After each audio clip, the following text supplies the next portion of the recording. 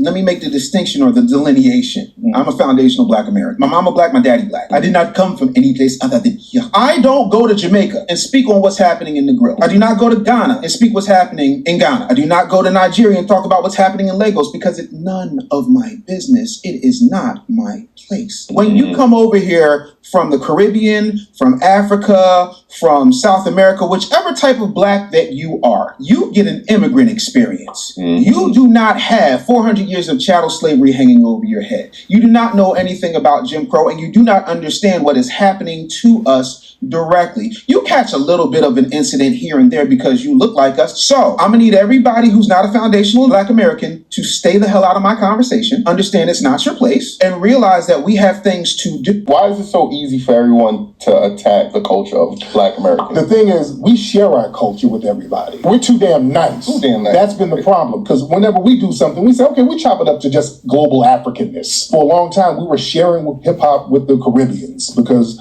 they were like, well, Caribbeans help do it, and we're like, not really, but we'll share. We're all Black. We had that type of thing. And that was a mistake, because what happens is a lot of these people who didn't create anything, we give them something, then they take it for granted, and then say, hey, you know what? I did it, and y'all didn't do shit, and y'all ain't got no culture, and we do. And we're saying, hey, we ain't playing that game no more.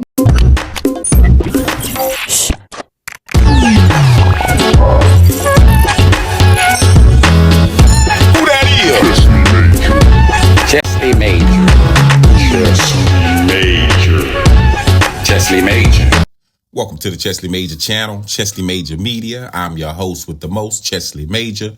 Thanks for joining me. Look, before we get started, click that like button. Subscribe to the channel if you're not subscribed. And we're going to dive right into it. Today on the channel, I'm going to be reacting to a video from those fellas over there at the Daily Wrap-Up crew. Y'all check their channel out. Pretty good channel. In this video, foundational Black Americans break down the disrespect, how they feel about the disrespect, and where do we go from here next. Trigger warning, some of the things said in this video might make you upset. But let's get into it. I'm sorry, I can't go Americans. I need somebody with culture. I'm sorry. Black Americans got culture. Americans got culture. Get rolling.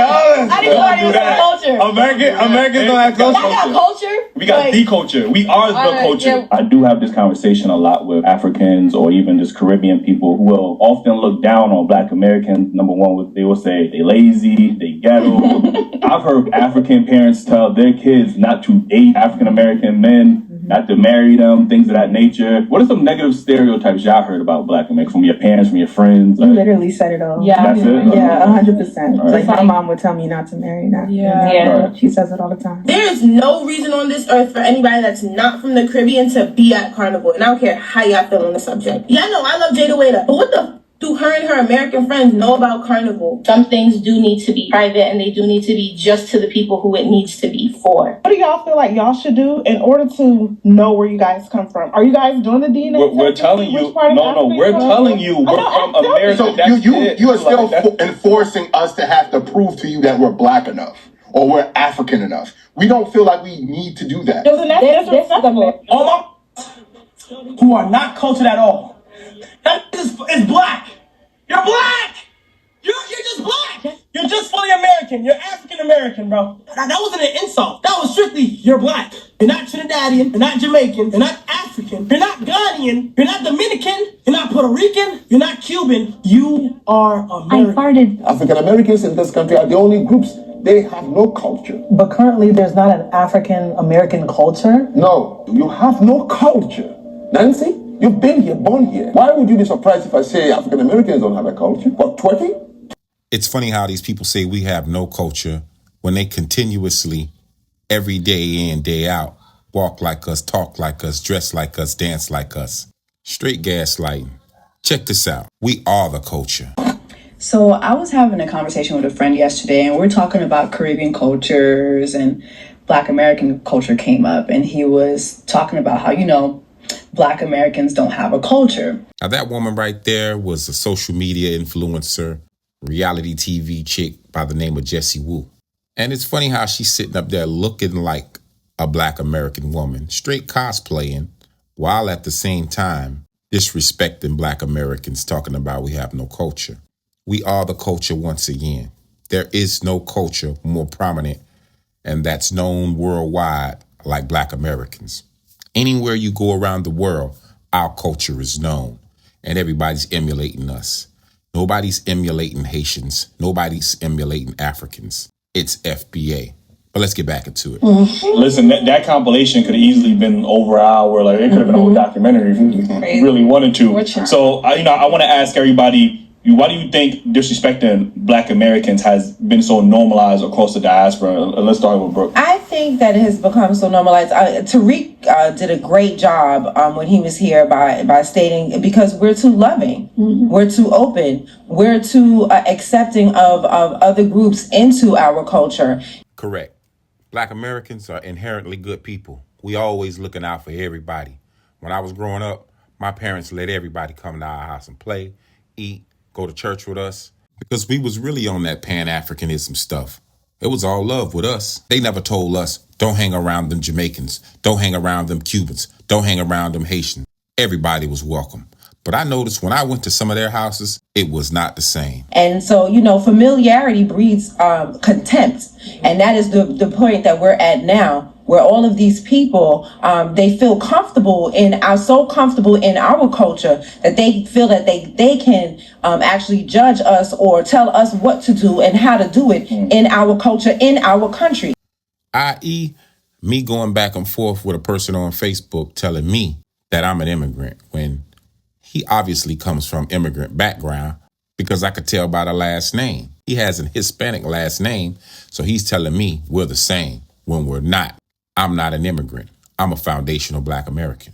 When, what's his name? What's the little young boy, the streamer? Kai Snot. When he sat there and talking about you're just Black, the reason we are the default Black in this country, this is our country. Every other type of Afro, or if you want to call yourself Black, every other type, you guys are foreign. That's it. Bottom line. So, and the problem is, like I said, and now, while he's cosplaying as a Black American, come on, talk about it. So, the place that we're at now is that we're not allowing that anymore. And also we didn't want to punch down. And she's absolutely correct.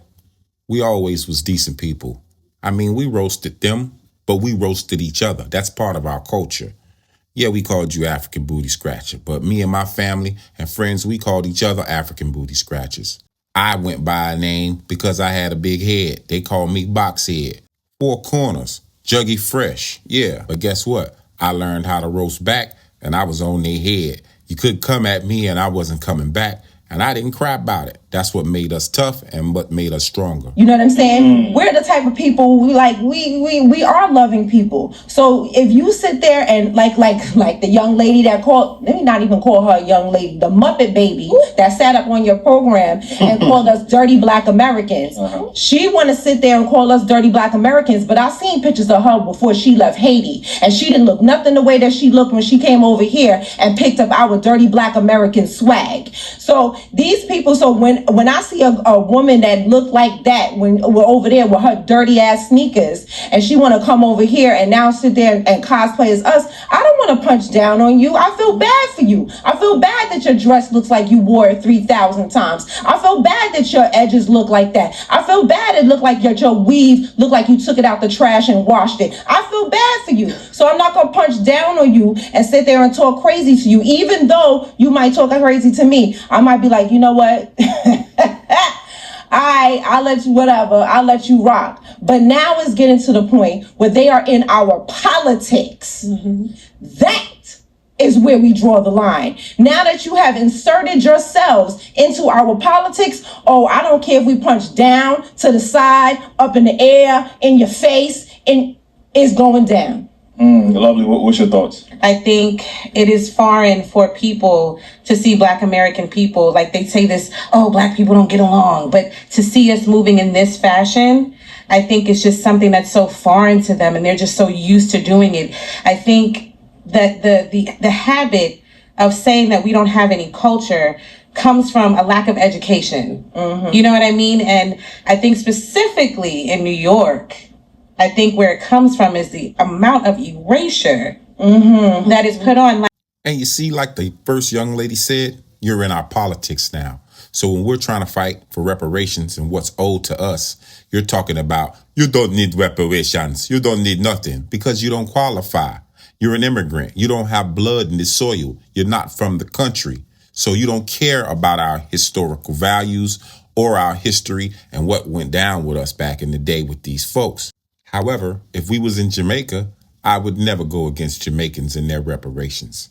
Never. You know what I mean? Like, so when it comes to New York specifically and the level of erasure that we have, I think that's why it's so easy for non-Black American people to talk shit. That's why that girl sat on your stage and called you a dirty Black American with pride. Keisha, what's your thoughts? Watching that video is very unfortunate. I think a lot of melanated groups, they come here, they adopt the white man's ideology about us. I think they absorb the stereotypes about us with not, by them coming over here, they don't have to actually educate themselves. They're not really required to on our history and the things that we have gone through in this country. See, foundational Black Americans are actually more versed and we know more about these other cultures than they know about ours. And we're not even trying to live in their country. We may do a vacation, but we bringing our ass back home. And yet still, we know more about what's going on in their homeland than they know what's going on in the country that they're trying to be a citizen in. And that's a big problem. You don't know what went on. You don't care what went on. You're just here to take. And enough is enough. We've already got problems with white tea folks. Now you all. Or so. And also too with their own home kitchen table talks or so, hey, listen, I know growing up I had a Jamaican friend and we were real cool. We were real cool in high school. And I remember I was like, let me go to your house. She was like, no, my mom said I can't have any black, you American, the black like you. And I'm like, what? I will never, ever forget that. Shout out to her though. But I just think that's just what it is. And it's just unfortunate because, we opened the door for them to come here. Our ancestors fought for them to be here, to thrive here in this country. And it's just like, unfortunately, we just getting spat in the face, which is why we are forced to delineate. Yeah, we're going to definitely talk about delineation. Delineation is real. We had to separate ourselves because these people been separating themselves from us. We just was the dumb ones that thought it was all kumbaya and all love. At the same time, while they was actually delineating, they were actually picking up on our culture and cosplaying us, straight up emulating us, while at the same time hating on us. It's one thing to show appreciation, but you can't appreciate and at the same time hate. They want the rhythm, but not the blues. Eat from a plate and forget who cooked the food. What's your thoughts? I mean, just echoing the sentiments, that video is, if you are a lesser person, will have you triggered to the point where you can't think straight. And I think that's what you start to see in some of these discussions. It devolves, right, because of these things. But when you kind of take a step back and understand the facts of the situation and then what you do in the face of facts when you don't want to accept them, it's easy for them to denigrate our culture is because it's a coping mechanism, right? Facts of the matter, everyone knows at this point what we did and that they're only over here because of our sacrifices during the civil rights era and before, because this country did not want them here. And if not for foundational Black Americans, you would not be here. 1965 immigration law is a law that we stepped for. We was out there stomping for immigrants to come over because we thought that we was getting some reinforcements and some backups to help us with these folks that we've been going up against and putting belt to ass since back in the day. But soon as a lot of them got here, all they did is undermine us and impede our progress. But the double-edged sword of that is that when you talk to a lot of Afro-immigrants, when it's time to give us our credit or for us to even claim the country that we built, their number one rebuttal is, oh, this is a white man's country. And so what happens with that is that they have adopted the white man's ideology, knowing that they're coming to what they believe is the white man's country. And so what happens is when you come to a white man's country, but you are also faced with the realization that you're only here because of foundational Black Americans and what we sacrificed, you now have a conflict inside your mind. And so what you have to do is pretend that we're not who we are. Pretend that we don't have a culture so that it makes sense why you came here and you're the better version. It's not a war. It's us finally checking the disrespect that has been coming from Africa's diaspora for far too long. Never once in our history, nor is anybody talking about it today, doing what the Caribbeans are doing to each other, mainly Jamaica and Haiti right now, but it mixes around and it flows to other countries. And what's happening in South Africa with the Ghanaians and with the Nigerians. We have never instituted violence on anybody because they are Haitian, because they are Jamaican, because they are Nigerian, because they are Dominican, because they are Puerto Rican. We've never done that. Now, we've had beefs, but it's never been based on because of who you are. All we're saying is, look, you can't disrespect us any longer. And matter of fact, because of your disrespect, hold your own.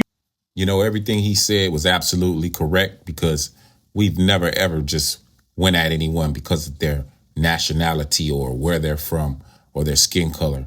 Like he said, we did have beefs, but we had beefs with each other too. Sometimes it was turf wars. Sometimes it was drug wars and just being crazy kids. But we never just hated on anyone or tried to fight anyone, destroy anyone, or unalive anyone just because of their skin colors. Foundational Black Americans, we don't do that. Never have, never will. We've always been inherently a decent set of people. A lot of the things that you're seeing going on online, it's just a response to all the nonsense and shit talking that people are doing. We just responding. They coming at us, so we going back at them. But let me give you the business on this situation. We don't hate them. There's nothing to hate. There's nothing that we want from them that we don't already have, that we haven't already achieved. Do your research. Check our history. It may have not been a simple assignment, but we still thriving and surviving. But that's all I got, guys. Let me know what you think about this video. Leave a comment down below. Subscribe to the channel if you're not subscribed. Don't forget to click that like button, and I'll see you on the next one. Easy.